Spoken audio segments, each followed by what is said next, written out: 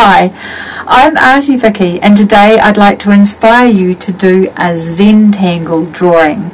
Now, Zentangle drawings can be very simple and easy, or they can be quite complex. Today we're going to do the easy, but in the future, if you want to do some of the more complex designs that are used in Zentangles, just put the word Zentangle into the search engine on your computer and be inspired by other people's pictures, their project sheets, their videos. There's a heap of stuff out there on how to do this, but today I just want to show you the initial guidelines and basics on how to do it, and all you need is a pen and paper. So let's get started.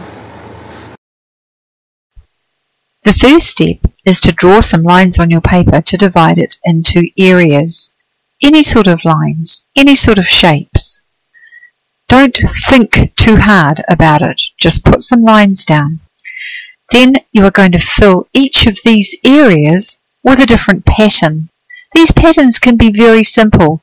Here I was just doing a crisscross pattern, but wrong, my lines went crooked and I just went with the flow. Incorporate your mistakes into your design, don't worry about them. Then I decided to fill it in, but like a checkerboard here, I'm going to draw in, colouring in some of the areas. Have fun with it. This next area, I decided to fill in with a bit of a squiggle, and I squiggled up and down to fill the area up. Once I'd finished my squiggle though, I felt that it was still a bit hollow, so I decided to fill in a few of the gaps with some extra bits. I could have filled in every second bump or put stripes on every second bump. Anything goes. Here I'm doing some squiggles up and down and some squiggles across. Just squiggly lines. But the effect is actually quite attractive. On this bit, I'm joining some loops together. Just do whatever design comes into your head. But if you're feeling uncertain about designs, then download a free copy of my book. The address is on the screen at the moment, auntyvicky.wordpress.com, and you'll get some design ideas out of my book. Here I'm just using some straight lines, making a star shape and filling in the gaps.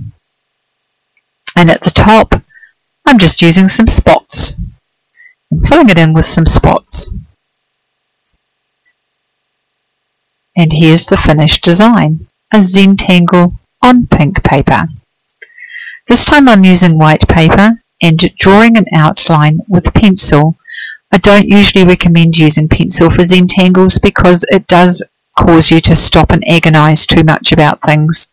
But here I wanted to do a seahorse shape, and I was not confident enough of my art skills to draw it with a black pen.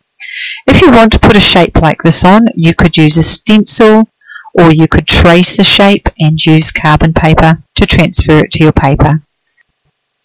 Simple shapes are best for Zentangles, perhaps even block letters or something like that, because you want to fill the shape in, so you need an area to fill in. And here you can see I'm putting stripes onto the seahorse, but I've bent the stripes because I wanted the seahorse to look slightly three-dimensional.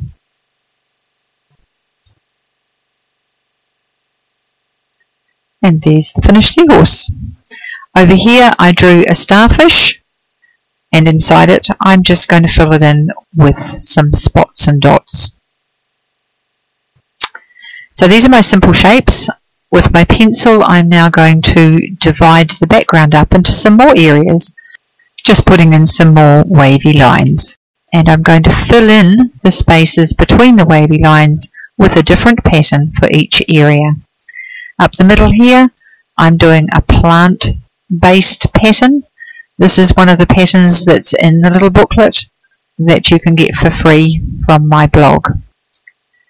Over here I'm using some circles with little lines in that I intended to look a bit like bubbles in the water.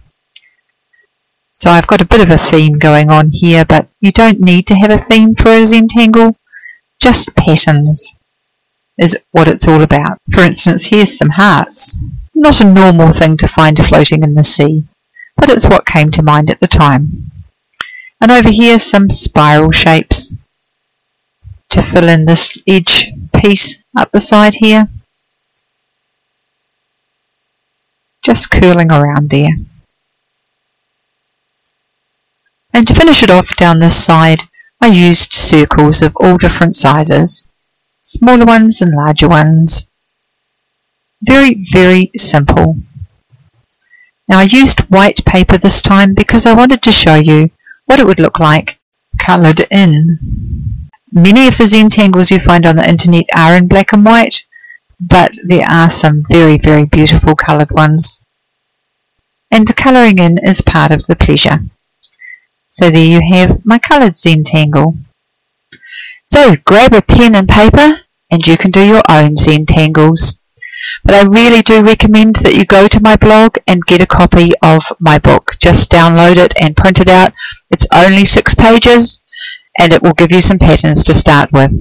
Now here are some other Zentangles I've done. This one's just done with pencils. And this one is done on dyed paper. I have already done videos showing you how to do dyed paper, and this is a Zentangle on it. This one is on a bag, a carry bag, and here is a shirt that I have been Zentangling on. And some shoes. This one's a lovely coloured Zentangle, but here we have some black shoes where I used a silver paint marker to Zentangle on them. This is an old cell phone. I used the silver paint marker to Zentangle on this. Some of these projects, like these brooches, Zentangled brooches, I will do extra videos to show you the detail of how to do these objects. This one is a Zentangle on an old calendar picture. Calendar pictures can be a good starting point, and here's a Zentangle on the beach. That was fun to do. So have fun with Zentangling.